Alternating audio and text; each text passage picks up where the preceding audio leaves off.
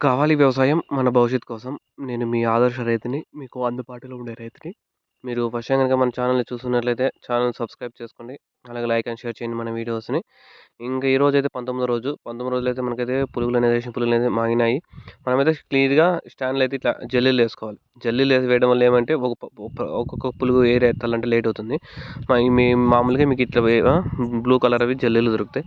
మనం జల్లీలు పరిచేసినామంటే ఆ జల్లీల మీదకి ఎక్కేస్తాయి. మాగిండేటివి పచ్చివి ఇవన్నీ ఎక్కేస్తాయి.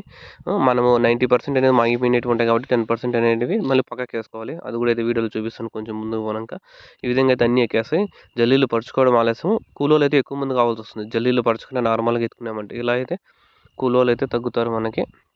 ఇలా ఇలా ఇలా ఉడ్డేసుకునేసి పట్ట మీద గానీ, కింద గానీ మామూలు సిమెంట్ నేల సిమెంట్ టైల్స్ మీద అయితే టైల్స్ మీద ఏసుకోవచ్చు.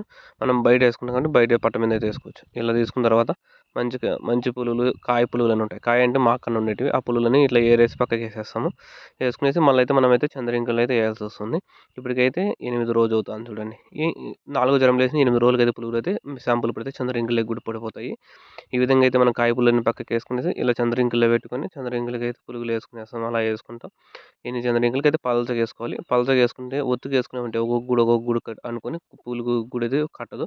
కొంచెం పలచగేసుకున్నామంటే ఎక్కువ వచ్చేదానికి ఛాన్సెస్ అనేది ఉంటుంది. గూడనేది బాగా కట్టేదానికి ఆస్కారం ఉంటుంది.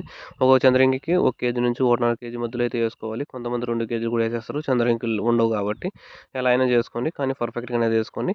మళ్ళా మనం 3 దినాలకైతే పులుగులనేటివి గూళ్ళనేది కట్టేస్తాయి. ఇప్పుడు ఈ విధంగా గూళ్ళు కట్టేటివి రేపు వీడియోలో అయితే మీకు అప్డేట్ చేస్తాను. ఇప్పటి నుంచి మనము కిందైతే చాక్ పీస్ కూడా ఏసుకుంటాం స్టాండ్‌లకి. ఇది ఇప్పటి వరకు పురుగులని చూడు ఎంత పలచగా ఏసుకున్నామో. ఎంత పలచగా ఏస్తే పంట అనేది అంత బాగా అనేది గూళ్ళనేది సైజ్ అనేది వస్తుంది. ఇది ఇప్పటివరకు ఉన్న సమాచారం. మీకు ఏమైనా డౌట్స్ ఉంటే కామెంట్ రూపంలో తెలియజేయండి. నేను మీకు అప్డేట్ ఇస్తాను. Please share and subscribe our channel Adarsh రైతు. మీకు అందుబాటులో ఉండే రైతుని. ఈ విధంగా అయితే మనం ప్లాన్ చేసుకోవాలి. 19 రోజులకైతే పంట అనేది వచ్చేస్తుంది. Thank you.